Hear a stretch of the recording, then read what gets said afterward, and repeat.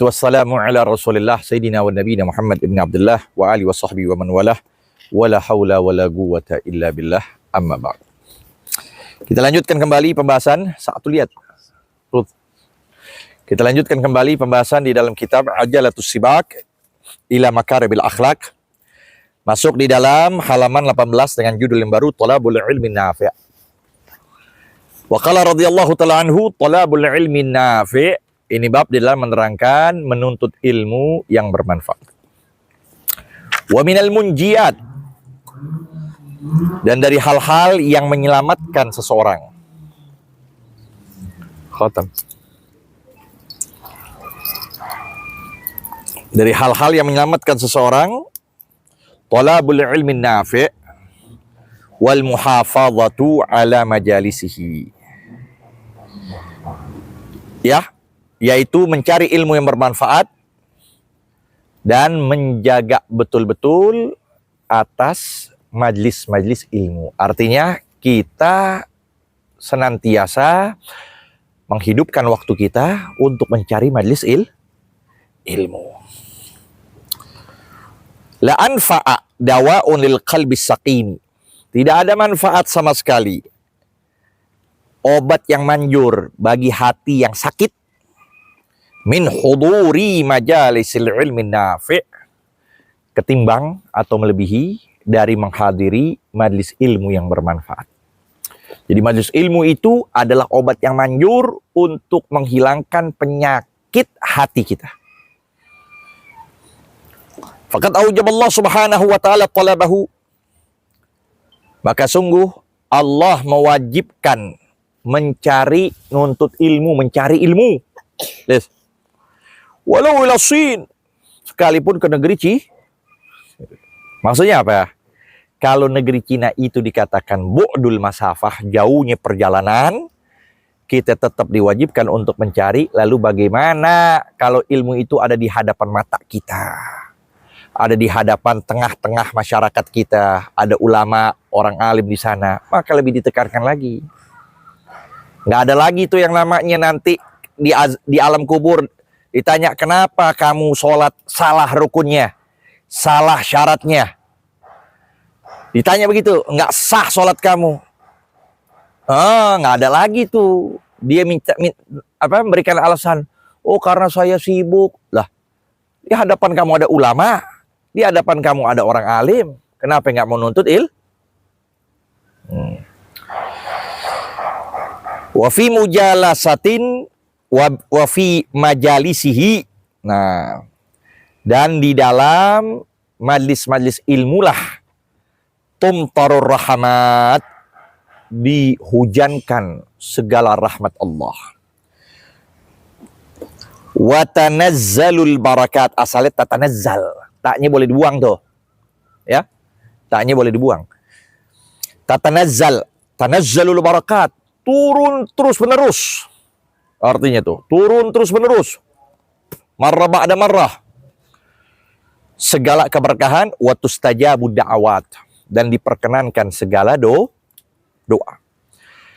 Fahajatu qalbika ilal ilmi, kebutuhan hatimu kepada ilmu, a'zam, lebih besar, min hajati jismika, ketimbang kebutuhan jisim kamu, badan kamu, ila ta'ami wa syarab, kepada makan dan minum. Ya, kita punya hati, hajat hati kita lebih dibutuhkan untuk mencari ilmu ketimbang makan dan minum. Ini hati. Kalau dia hatinya rusak, seluruh anggota tubuhnya bakal rusak. Idza saluhat saluhal jasadu kullu wa idza fasadat fasadal jasadu kullu ala wahil qalbu. Jadi semuanya adalah hati kita. Kalau dia bagus itunya, bakal bagus seluruh jasadnya. Itu dia. Jadi kebutuhan kita kepada ilmu dalam masalah hati ini lebih penting ketimbang kebutuhan hajat kita kepada makan dan minuman. Walaysa 'alal wajhil ardi syai'un afdalu min majalisil ilmi, dan tidak ada sesuatu apapun di permukaan bumi. Lihat tuh. Tidak ada sesuatu apapun di permukaan bumi yang lebih utama melebihi majlis ilmu. Jadi apa namanya, permukaan bumi apapun, tempat manapun, itu di bawah semuanya kalau di situ ada orang yang menuntut sampai Nabi nyatakan ad-dunya mal'unah. Dunia itu terjauhi dari rahmat Allah. Illa aliman, melainkan orang berilmu, au muta'alliman, atau menuntut, ya, awalahu, atau orang yang mencintai ilmu, au zikranillah, atau zikir kepada Allah. Empat keadaan yang Allah cinta, selebihnya mal'un. Qala sallallahu alaihi wasallam, huduru majlisi ilmin afdalu min salati alfi rak'atin. Hadirnya majlis ilmu nih sekedar hadir doang ini. Enggak nulis, enggak catat, enggak nanya, enggak hafal, enggak ngasih hadiah. Jadi cuman apa? Duduk doang tuh kayak Hamdan tuh, pikiran kemana-mana itu. Ini kan, ya, pikirin burung terbang. Dia enggak, hadir doang, udah duduk doang. Hadir majelis ilmu, enggak nulis, enggak bertanya, enggak serius, hadir. Itu lebih utama ketimbang 1000 sholat rakaat sunnah. Wa iyadati alfi baridin, lebih utama ketimbang menjenguk 1000 orang sah. Wa tashyi'i alfi janazatin, dan lebih utama ketimbang mengantar 1000 jenazah ke liang kubur. Fa kullu muslimin muftaqirun ila huduri majalisil ilmi. Setiap orang Islam itu butuh muftakir, butuh untuk menghadiri majlis ilmu. Sawaun kana aliman, sama halnya dia berilmu, tetap butuh untuk hadir majlis. Sama halnya dia berilmu, datang majlis-majlis.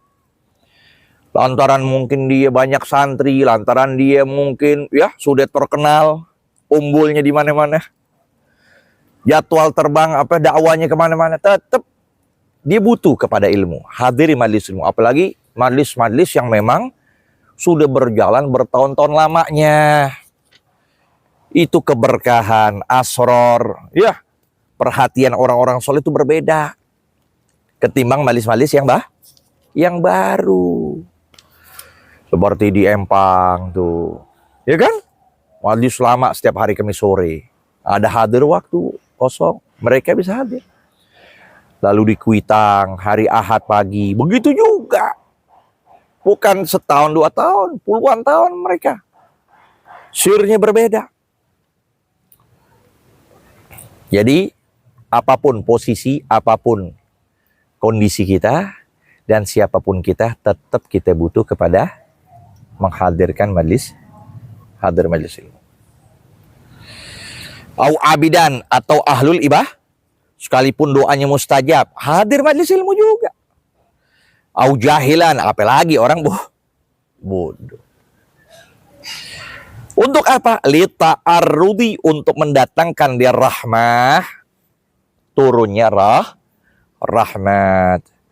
Wa mujalasatul qom alladzina la yashqa jalisuhum, ya, dan duduknya kepada orang-orang soleh yang tidak akan rugi duduk kepada mereka. Kita bisa nazar, kita bisa hadir bersama, kita bisa mengingat pelajaran, kita bisa mungkin menyampaikan. Jadi manfaat semuanya. Baik yang berilmu atau yang tidak berilmu. Ya. Tilawatul Quran, langsung membaca Al-Qur'an. Wa minal munjiyati. Nah, perhatikan. Wa minal munjiyati tilawatul Quran. Nah, dari hal yang menyelamatkan seseorang adalah membaca Al-Quran. Qala sallallahu alaihi wasallam, bersabda Nabi sallallahu alaihi wasallam, afdal ibadati ummati tilawatul Quran. Ibadah umatku yang paling utama membaca. Jangan jauh dari Al-Quran. Mau hafalan kuat, baca Quran. Mau hati tentram, baca. Mau urusan lancar, baca kalam Allah, kalam Rabbil Alamin. Kalamnya Tuhan semesta alam. Begitu. Maka Sayyidina Utsman menyatakan, "Idza tahural qalbu lan yashba'a min tilawatil Qur'an." Kalau hati suci tidak bakal bosan dalam baca. Nggak disuruh-suruh hizib Quran, nggak disuruh, nggak begitu nggak? Nggak disuruh nggak baca, atau baca cuma sekedar isqatul wajib doang, untuk jatuhin kewajiban doang, sekedar doang baca, atau baca banyak tapi nggak tadabbur, nggak diperhatiin. Intinya baca Quran kita renungin, kita resepin, kita jadikan pelajaran. Afala yatadabbarunal Qur'an am ala qulubihim aqfaluha. Sampai Nabi nyatakan, lihat ya. Rawahu Abu Nuaim. Wa qala sallallahu alaihi wasallam khairukum man ta'allamal Qur'an wa 'allamah. Jadi sebaik-baik kalian itu adalah orang yang belajar Quran dan mengajari. Jadi posisi kalian paling baik, paling utama bukan lantaran dengan harta, bukan lantaran dengan hafal, bukan lantaran dengan cerdas, bukan. Tapi ketika kalian belajar Al-Quran dan mengajarkan Al-Quran. Ya bosen-bosen. Yang senior ajarin yang bawahnya, baik hafalannya, baik pemahamannya. Karena itu selama dia mau belajar, selama dia mengajar, maka dia termasuk khairukum. Yang ngucapin siapa itu? Rasulullah. Bangga kita. Yang ngucapin Nabi sebaik-baiknya kalian itu adalah yang belajar Quran dan mengajari. Tuh sebaik-baik kalian. Rawahul Bukhari. Wa qala sallallahu alaihi wasallam utlul Qur'an wabku. Bacalah Quran dan tangislah. Fa in lam tabku fatabaku. Maka jika engkau tidak nangis, maka pura-pura nangis. Supaya bisa nangis saya, supaya keluar nih air mata. Itu kan berarti berlebihan itu, ya kan? Nggak bisa nangis, pura-pura nangis aja udah. Berarti kalau begitu masih keras hati kamu. Sampai tangisan pun dalam Al-Quran kamu nggak bisa wujudkan. Terus gimana bisa nangis kalau kita nggak tahu arti? Kalau kita nggak paham lafadznya, ya kan? Jadi nangis nggak nangis berarti pura gitu balik ya.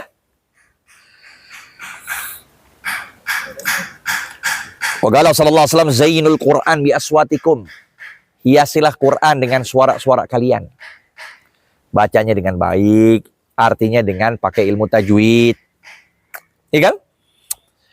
Dengan lantunan yang sesuai. Tapi kalau terlalu berlebihan tajwid lantunannya sampai menyalahi itu juga salah. Ya, suaranya dimerdukan sampai dia nabrak ilmu tajwid. Sampai nggak diperhatikan matnya atau nggak diperhatikan wakofnya, berhentinya. Itu nggak boleh, tetap harus berlandaskan ilmu tajwid. Warada an Amir Mu'minin Ali karramallahu wajhahu man qaral Quran fi shalah. Siapa orang baca Quran dalam salat qaiman, dalam keadaan berdiri, kana lahu bi kulli harfin mi'atu hasanatin, maka untuk dia setiap huruf itu 100 kebaikan. Fa in qara'ahu fiha, kalau dia membaca Quran itu ya, membaca Quran fiha dalam salat qaidan, dalam keadaan duduk, ai fi shalatin nafli, yaitu dalam salat boleh sholat sunnah atau sholat fardu kalau memang ada uzur. Kana lahu bi kulli harfin khamsuna hasanah. Maka sungguh dia memiliki pada setiap huruf itu 500 50 kebaikan. Ben garahu ala taharatin kharijaha. Maka jika dia membacanya atas kesucian kharijaha, ya, maf'ul fi, dzaraf, mansub. Kalau dia membacanya di luar salat, fabil harfi khamsun wa isyruna, 25. Jadi kalau dia berdiri dalam keadaan sholat berapa ya, Dip? 100. Kalau dia duduk berarti setengahnya 50. Kalau di luar sholat dalam keadaan suci setengahnya 25. 5. Fa in kana ala ghairi taharatin, kalau dia baca tanpa bersuci, berarti di luar sholat tanpa bersuci.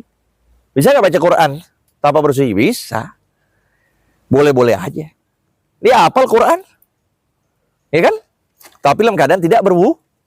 Dia mau ngulang, nggak apa-apa. Asal jangan pegang Quran. Pegang Quran harus pakai wudu. Atau nggak pakai pegang Quran di handphone. Handphone ada Quran kan? Ngapalin. Dia baca Quran itu. Dalam keadaan tidak bersuci, di luar sholat. Maka setiap huruf yang dia baca, dia mendapatkan 10 kebaikan. Fa in kana ala ghairi taharatin fa bil harfi asyru hasanatin.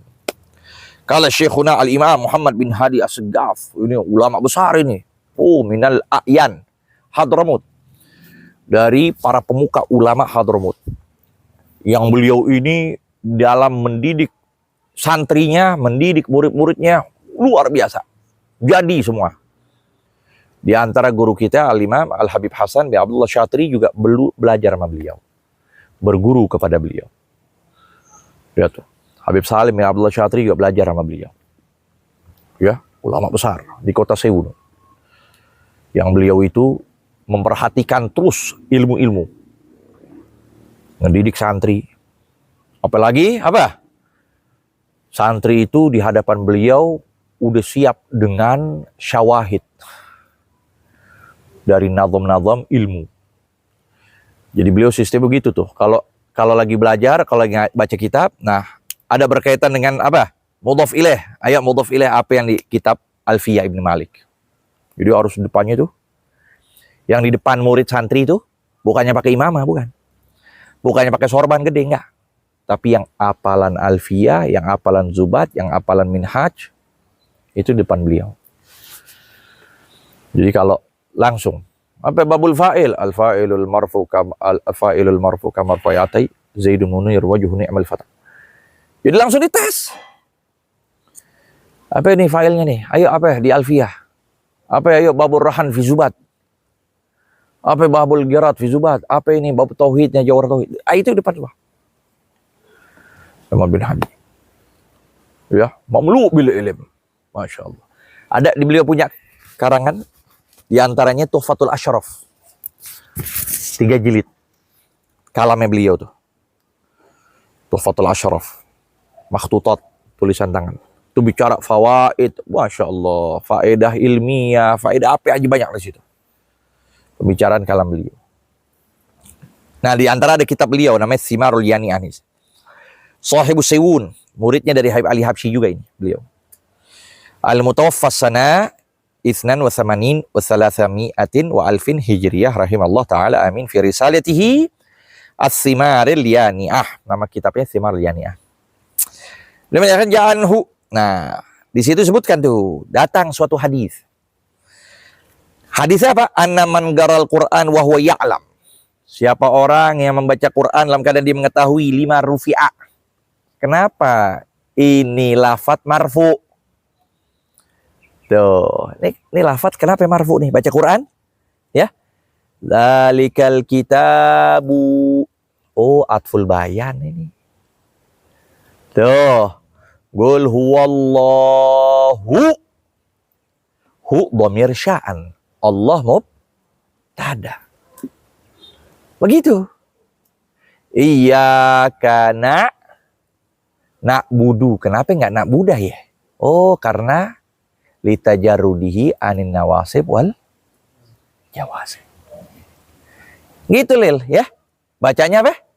Diperhatiin. Kenapa jadi marfu? Kenapa jadi mansub? Kenapa jadi makhfud? Lam yalid. Kenapa majzum? Kenapa? Karena ada huruf jazm. Tuh. Lam yalid walam yu. Baca itu. Nah, 5 rufi'a wa 5 nusiba. Kenapa ini rafa? Kenapa ini nasab? Kana lahu bi kulli harfin sab'u mi'ati hasanatin. Itu ada hadis itu. Setiap huruf yang dibaca lantaran dia tahu ini rafa, ini nasab, ini nih. Setiap satu huruf bukan yang kayak tadi lagi tuh hadis Nabi nyatakan. Yang menyatakan tadi Ya, kalau dalam sholat 100 kebaikan. Enggak. Tapi kalau dia tahu rafa, nasab dan sebagainya, setiap huruf yang dia baca itu sab'u mi'ati hasanatin. 700 kebaikan. Bukan 10 kebaikan lagi. Bukan 100 kebaikan. 700 kebaikan. Hadza idza kana fi ghairi shalah. Ini dibaca ketika di luar salat. Fa idza kana fi salatin yasiru bil harfi 70 alfi hasanatin. Tapi kalau di dalam salat, maka setiap huruf itu kalau dia baca, sambil dia perhatikan tuh rafa'nya, nasabnya, majrurnya, khafah. Ya. Nah, maka disebut 70.000 kebaikan. Bukan 700 lagi, 70.000. Kenapa? Karena kalau di dalam sholat hadisnya satu kebaikan itu 100, satu huruf 100, iya 100 kali 700, 750, jadi 75.000. Sab'u, 70.000. 70.000 kebaikan. Karena kalau tadi kan, kalau di luar sholat kan 700. 700 kali 100 jadi 7.000, kali 100 ya 70.000, nolnya 2 ya. Sab'ina alfi hasanah min darbi mi'atin, dari kalian dikali fi sab'i mi'atin. Fa in kanat as-shalah fi jama'atin, kalau itu sholat sendirian. Kalau sholat berjamaah, wa bisiwakin, apalagi pakai siwak, fil amakinil muqaddasati, atau di tempat-tempat disucikan, du'ifat, lebih digandakan lagi, berlipat, arti du'ifat berlipat ganda. Bukan 770.000 kebaikan lagi, bisa jutaan.